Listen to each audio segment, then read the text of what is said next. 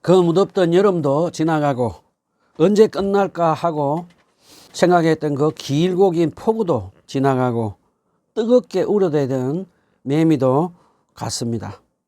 아침 저녁으로 서늘한 바람이 스쳐오기도 하고 나무들은 벌써 울긋불긋하게 단풍들이 들어가고 밤마다 귀뚜라미의 소리가 우리 귓가를 울려주면서 가을이 온 것을 가르쳐주고 있습니다. 저는 요즘 이 가을에 노사연 씨의 바람에 한 가사를 생각합니다. 우린 늙어가는 것이 아니라 조금씩 익어가는 겁니다 라는 가사를 생각하며 올가을에는 저와 여러분이 조금씩 알차게 익어가는 가을이 되었으면 좋겠습니다. 오늘은 사도행전 5장 17절로 32절을 가지고 하나님 은혜의 말씀을 나누도록 하겠습니다. 사도행전 5장 17절로 32절 다 같이 일어서서 한 목소리로 읽어봅시다. 사도행전 5장 17절로 32절 다 같이 일어서서 한 목소리로 읽어봅시다. 시작. 그의 지지자들은 사두개파 사람들이 모두 시심에 가득 차서 들고 일어나 사도를 잡아다가 옥에 가두었다. 그런데 밤에 주님의 천사가 감옥문을 열고 그들을 데리고 나와서 말하기를 감히 성전에 서서 이 생명의 말씀을 남김하신 백성에게 전하라 하였다. 이 말을 듣고 그들은 새벽에 성전에 들어가서 가르치고 있었다. 그때 대성이 그와 함께 있는 사람들과 더불어 공의회와 이스라엘 원로회를 소집하고 감옥으로 사람을 보내어 사도들을 데려오게 하였다. 경비원들이 감옥에 가서 보니 사도들이 감옥에 없었다. 그리하여 그들은 돌아가서 이렇게 보고하였다. 감옥문은 아주 단단히 잠겨있고 문마다 간수가 서 있었는데 문을 열어보았더니 아무도 없었습니다. 성전 경비대장과 대장들이 이 말을 듣고서 대체 일이 앞으로 어떻게 될까 하고 사도들이 일로 당황하였다. 그때 어떤 사람이 와서 그들에게 이르렀다. 보시오, 여러분이 옥에 가던 그 사람이 성전에 서서 백성들을 가르치고 있습니다. 그래서 경비대장이 경비대원들과 함께 가서 사도를 데리고 왔다. 그러나 그들은 백성들이 돌로 칠까봐 두려워서 폭력을 쓰지 않았다.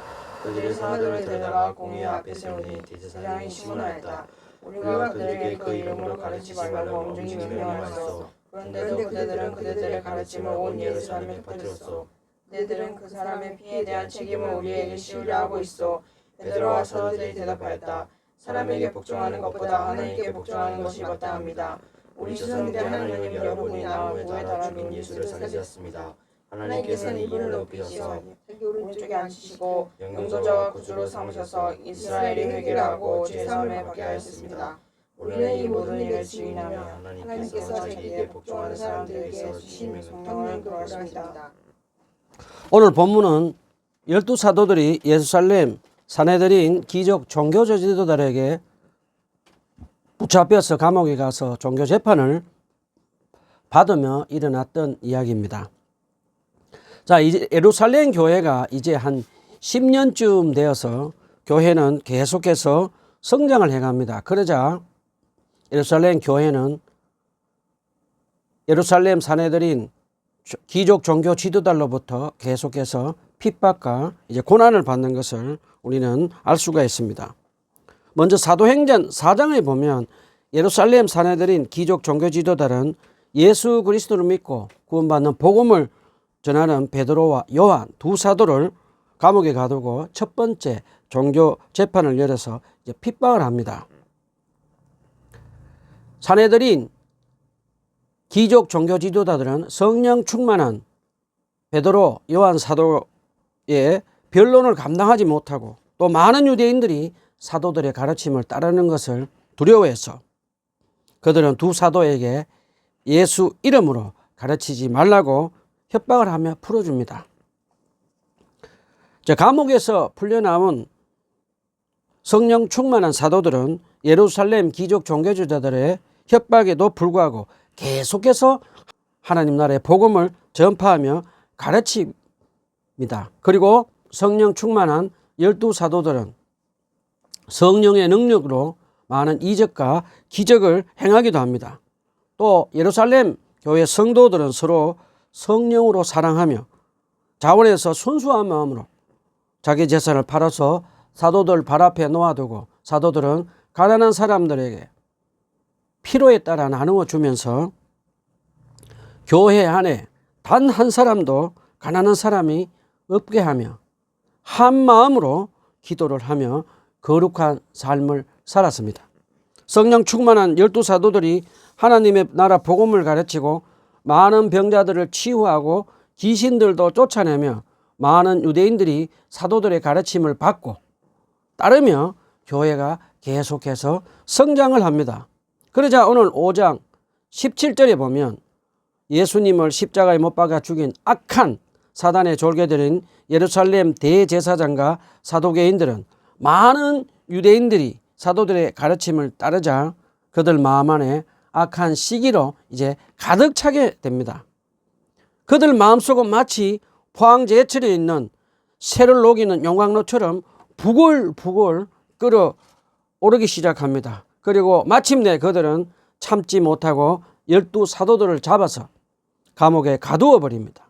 자, 1차 핍박 때 베드로, 요한 두 사도를 감옥에 집어넣었던 사두개파 사람들은 이번에 두 번째 핍박을 할 때도 앞장서서 12사도들을 감옥에 집어넣습니다. 왜 이렇게 사도계인들은 앞장서서 12사도들을 감옥에 집어넣으며 핍박을 했을까요? 사도계인들은 로마와 결탁을 해서 정치 권력을 휘두르고 또 제사장으로 예루살렘 성전을 관리하며 돈과 권력을 누리며 살았습니다. 사도계인들은 오직 현실에서 성공과 출세, 잘 먹고 잘 사는 것만 생각하면서 영적인 부활과 천사의 존재를 믿지 않고 살면서 예수님을 십자가에 못 박아 죽인 일에 제일 앞장을 서기도 하며 세례 요한으로부터는 독사의 자식들, 악한 사단의 자식들이라는 저주를 받았던 사람들입니다. 12사도들이 부활을 믿지 않는 사두개인들에게 이 좀 말 좀 이상하죠. 다시 하자. 사두개인들은부터 할게요. 사두개인들은 귀족 종교 지도자들이었습니다. 그들은 마음속으로 12사도들을 무식한 갈릴리 어부 시골 촌놈이라고 마음속으로 무시했습니다. 그런데 사두개인들이 무시하던 무식한 갈릴리 촌놈들인 12사도들이 부활을 믿지 않는 사두개인들에게 예수님이 십자가 위에 죽으시고 부활했다고 가르치자 부활을 믿지 않는 사두개인들은 12사도들을 마치 적군의 원수처럼 생각하게 되었습니다. 자, 사두개인들은 예루살렘 성전에서 유대인들에게 모세 오경을 가르치는 직분을 가지고 있었습니다. 그런데 자기들이 무시하던 저 무식한 갈릴리 촌놈들인 12사도들이 자기들의 가르침보다 더 많은 사람들이 그들의 가르침을 따르자 이제 사두개인들은 마음 안에 악한 시기로 가득 차게 되었습니다. 그리고 그들은 또 다른 한편으로는 자기들이 누리는 기득권인 권위와 위신이 없어질까 봐 두려워지면서 12사도를 감옥에 집어넣습니다. 자, 이제 산헤드린 귀족 종교자들은 안나스 대제사장과 사두개인들은 그동안 자기들의 속을 끓이고 괴롭히던 나사렛 이단들의 대표들인 12사도들을 다 잡아서 감옥에 집어넣고 자물쇠로 꼭꼭 단단히 잠그고 한밤중에 집으로 돌아가면서 어떤 생각을 했을까요? 그들은 마치 오랫동안 앓던 이가 빠진 것처럼 시원한 마음으로 기뻐하며 콧노래를 부르면서 집으로 돌아갔을 것입니다. 그런데 누가는 본문 5장 19절에 보면 영어로는 but이라고 기록해 놓고 세번역에는 그런데라는 단어를 사용합니다. 안나스 대제사장과 가야바 그리고 사두개인들이 기뻐하는 마음을 누가는 그런데 천사를 통해서 싹 바꾸어 버립니다. 누가는 그런데 라는 단어를 사용해서 하나님이 12사도들이 하나님의 나라 복음을 전하다가 사단의 자식들은 종교 지도자들에게 붙잡혀 감옥에 갇혀서 핍박과 고난을 받는 것을 보시고 이제 주의 천사를 보내서 기적을 행하며 감옥 문을 열고 12사도들을 탈출하게 하십니다. 사도행전 12장에도 보면 감옥에 갇혀있던 베드로 사도에게 주의 천사가 나타나서 간수들이 지키고 있는데도 불구하고 천사가 초자연적인 기적을 행하며 감옥문을 열고 베드로 사도를 탈출시키는 것도 기록해 놓았습니다. 우리 여기서 잠깐 질문을 한번 해봅시다. 천사는 간수들이 감옥문을 지키고 있는데 어떻게 기적을 행하며 감옥에서 12사도들을 탈출시킬 수가 있었을까요? 한번 생각해 봅시다.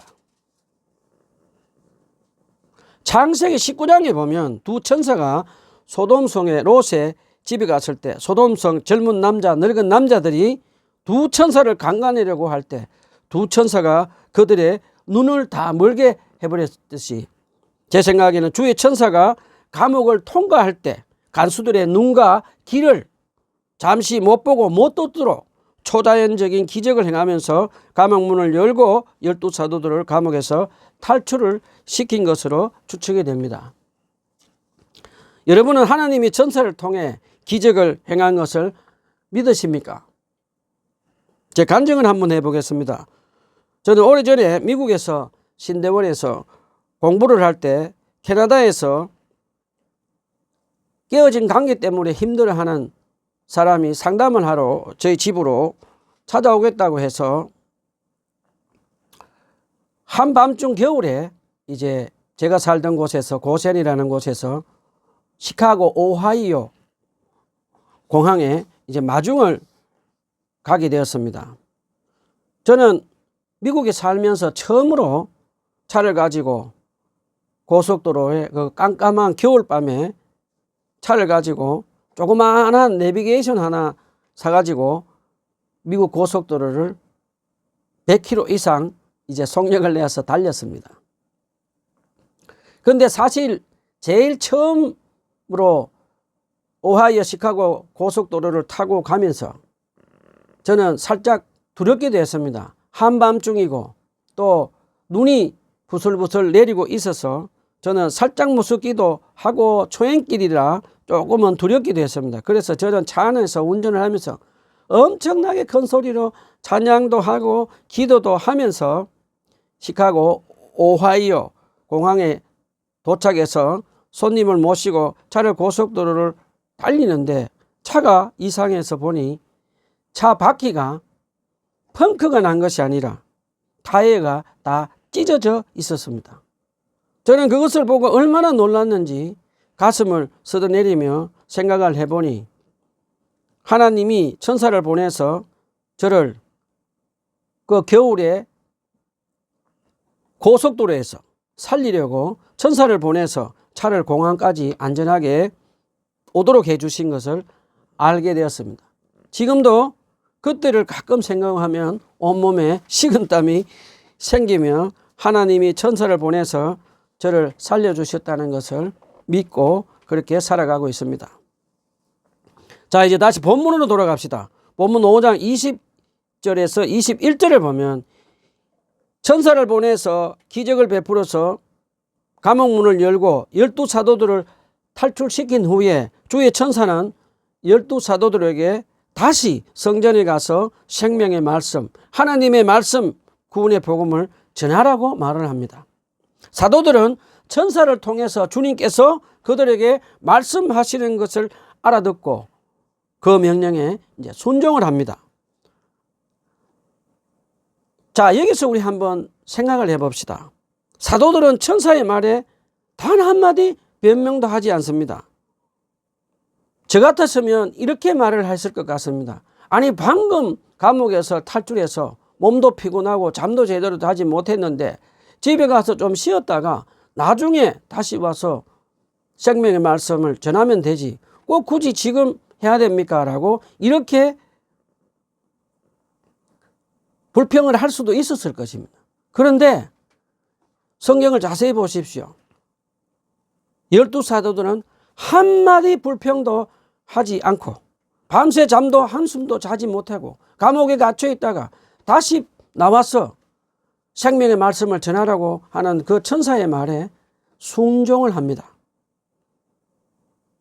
12사도들의 이 순종은 정말 제가 묵상을 할 때마다 가슴이 먹먹해지면서 나는 이렇게 12사도들처럼 천사의 말에 명령에 순종할 수 있는가 자문을 하면서 고개가 숙여지기도 했습니다.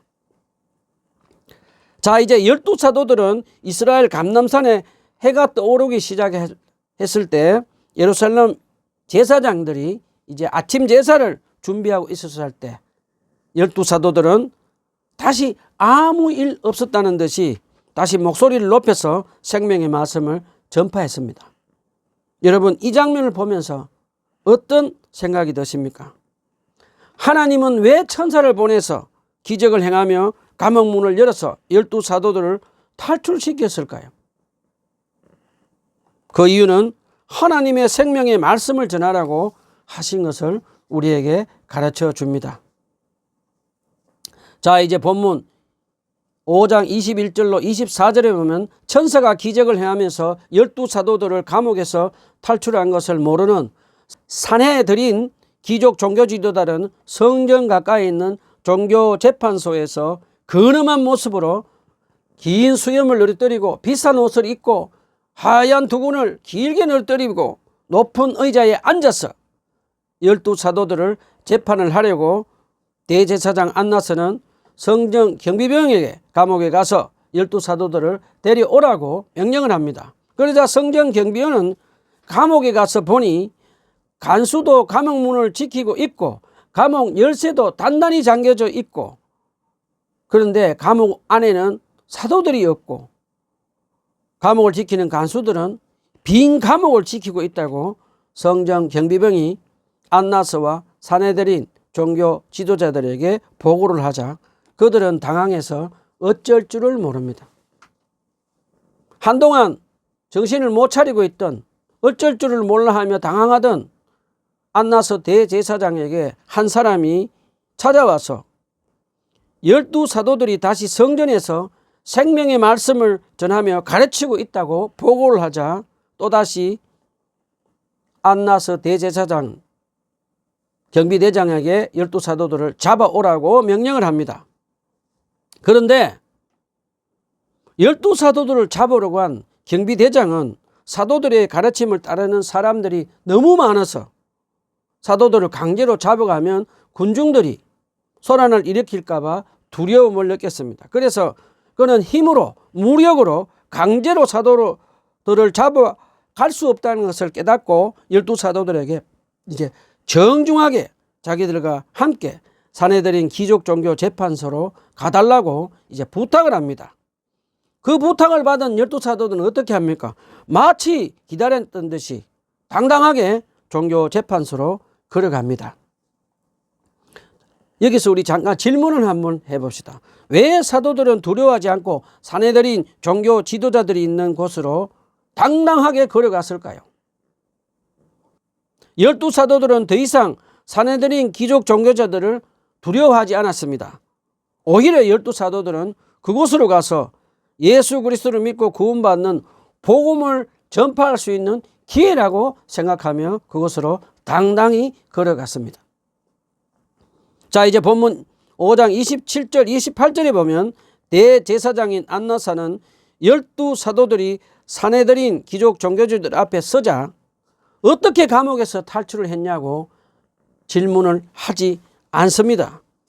그들이 만약에 그 질문을 하면 하나님이 천사를 보내서 기적을 행해서 감옥문을 열고 12사도들이 탈출했다고 증언을 하게 되면 또다시 많은 사람들이 12사도들을 따라갈 것을 알았기 때문에 사악한 안나스 대제사장은 어떻게 감옥에서 탈출했느냐라고 한마디 질문하지도 않았습니다. 그 대신 안나스는 악한 사단의 자식답게 교활하게 12사도들이 잡혀온 첫 번째 이유로 12사도들에게 산헤드린 귀족 종교자들의 명령에 불순종한 것을 지적하며 질문을 합니다.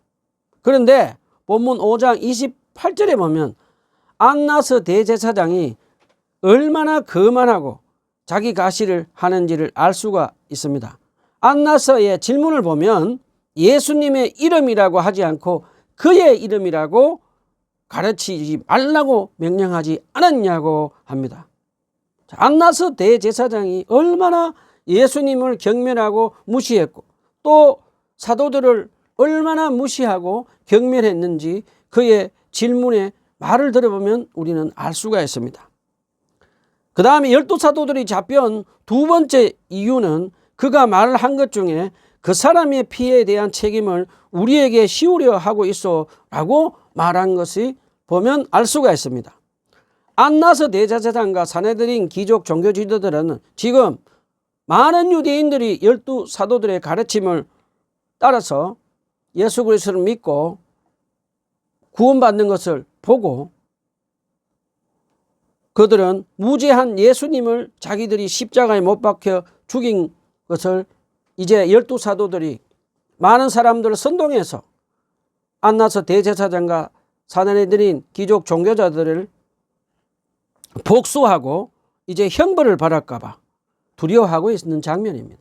12사도들은 한 번도 군중들을 선동해서 안나스 대제사장에게 예수님의 피에 대한 복수를 하자고 선동을 한 적도 없습니다. 그리고 12사도들은 예수님을 십자가에 못 박아 죽인 이스라엘 백성들에게 예수님의 피를 말한 것은 그들이 죄를 뉘우치고 회개하고 예수님 그리스도를 믿고 구원하기 위해서였습니다. 여러분, 안나스 대제사장과 군중들을 선동해서 예수님을 십자가에 못 박아 죽였을 때 한번 생각해 보십시오. 빌라도가 예수님의 피에 대한 책임을 자기가 지지 않겠다라고 하니까 안나스 대제사장과 무리들은 어떻게 말했습니까? 예수님의 피의 대가는 자기와 그의 후손들이 책임지겠다고 큰 소리를 치면서 행했던 그 모습은 온데간데 없고 오로지 군중들을 두려워하고 하나님을 두려워하지 않는 악한 권력자의 모습을 보여줍니다. 자, 우리 다시 본문으로 돌아갑시다. 본문 5장 29절에서 안나스가 예수 이름으로 가르치지 말라고 한 사내들인 공의회에 우리의 명령에 왜 불순종하느냐라고 질문을 받은 베드로와 사도들은 어떻게 대답합니까? 사람에게 복종하는 것보다 하나님에게 복종하는 것이 마땅합니다 라고 대답을 합니다. 베드로 사도의 대답은 무고하게 우리 크리스찬들이 하나님 나라의 복음을 전하다가 핍박을 받을 때 우리에게 가르쳐주는 완전한 대답의 전형임을 가르쳐줍니다. 자, 베드로 사도의 말을 가만히 묵상해 보면 사단의 자식들인 사내들인 종교 지도자들의 명령에 순종하지 않는 것이 바로 하나님께 순종하는 것이라고 역설적인 말을 하는 것을 우리가 알 수가 있습니다. 왜냐하면 주님은 천사를 보내서 예수님의 생명의 말씀을 전하게 하는데 악한 사단의 자식들인 사내들인 귀족 종교 지도자들은 예수님의 생명의 말씀을 전하지 못하도록 하기 때문입니다. 우리는 이 대목에서 우리는 앞으로 우리 크리스찬들이 무고하게 예수 그리스도의 복음을 전하다가 핍박을 받을 때는 사람들을 두려워하지 말고 예수 그리스도를 믿고 구원받는 복음을 당당하게 전하면서 대답해야 될 것을 우리가 배울 수가 있습니다. 자, 그 다음에 베드로 사도는 예수 그리스도의 복음을 원수들인 사내들인 귀족 종교 지도자들에게 당당하게 이제 하나님 나라의 복음을 전합니다. 성령 충만한 베드로 사도는 본문 5장 30절로 32절에 보면 사내들인 귀족 종교 지도자들에게 당신들이 십자가에 못 박아 죽인 예수님을 하나님이 살리시고 부활하신 예수님은 하늘 보좌 우편에 앉게 하시고 임금과 구주로 삼으시고 세상 모든 만물을 다스리게 하시고 이스라엘 사람들이 죄를 뉘우치고 회개하고 예수 그리스도를 믿고 구원받으라고 기회를 주셨다고 하면서 베드로 사도는 사내들인 종교 지도자들에게 당신들도 죄를 회개하고 예수 그리스도를 구주로 믿고 구원받으라고 복음을 제시합니다.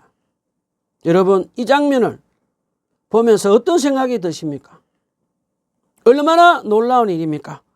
자기를 핍박하는 예루살렘 사내들인 귀족 종교 지도자들에게 죄를 뉘우치고 예수 그리스도를 자기 구주로 믿고 구원받으라고 하나님 나라의 복음을 전하는 사도들의 이 당당한 모습을 보면서 저는 얼마나 존경스러운지 한동안 고개를 들 수가 없었습니다. 자, 그러면서 본문 5장 32절에 보면 12사도들은 성령님과 함께 어떻게 하나님 나라의 복음을 전하는 정인이 되었는지를 우리에게 마치 이렇게 말을 하는 것 같습니다. 우리는 예수님이 갈릴리 읍으로 살 때 우리를 찾아오셔서 하나님 나라 복음을 전하는 예수님의 제자로 삼아 주셨습니다. 우리는 예수님을 3년 동안 따라다니며 예수님이 하나님 나라 복음을 전하는 것을 보았고, 예수님이 십자가에 못 박혀 죽음을 당할 때 우리는 죽음이 무서워서 예수님을 배반하고 다 도망을 갔던 사람들이었습니다. 그런데 부활하신 예수님은 우리를 다시 찾아오셔서 우리 죄를 용서하시고 변치 않는 사랑으로 우리를 끝까지 사랑해 주시고 다시 우리들을 사도로 임명하여 주시고 오순절날 성령 세례를 받고 성령의 능력으로 예수 그리스도의 복음의 정인으로 하고 살으라고 하신 그분의 명령을 우리는 전하지 않으면 안 되는 이유는 우리 가슴에 뜨거운 그리스도의 사랑의 불이 성령을 통해서 계속 우리를 하나님 나라의 복음을 전하는 정인으로 살게 합니다 라고 말을 합니다.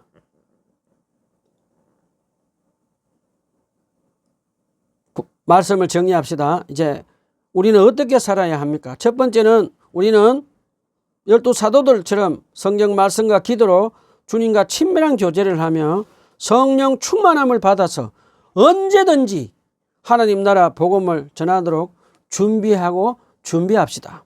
그래서 우리 가정과 직장에서 그리고 학교에서 예수 그리스도를 믿지 않고 있는 분들 중에 실직을 했거나 질병 중에 있거나 깨어진 인간관계 때문에 어려운 고난을 겪는 사람들에게 그리스도의 사랑으로 다가가서 그분들에게 친구를 만들고 예수 그리스도를 믿고 구원받도록 하나님 나라의 복음을 전하는 저와 여러분이 됩시다. 두 번째는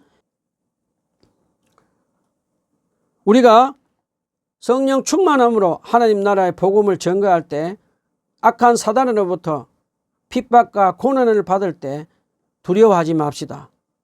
주님은 우리를 내버려 두시지 않고 하나님 나라의 복음을 전하고 핍박을 받을 때 천사를 보내서 우리를 지키시고 보호하시고 우리의 믿음을 보호해 주신다는 것을 믿고 계속해서 하나님 나라의 복음을 전하며 정인으로 사는 저와 여러분이 되었으면 좋겠습니다. 기도합시다.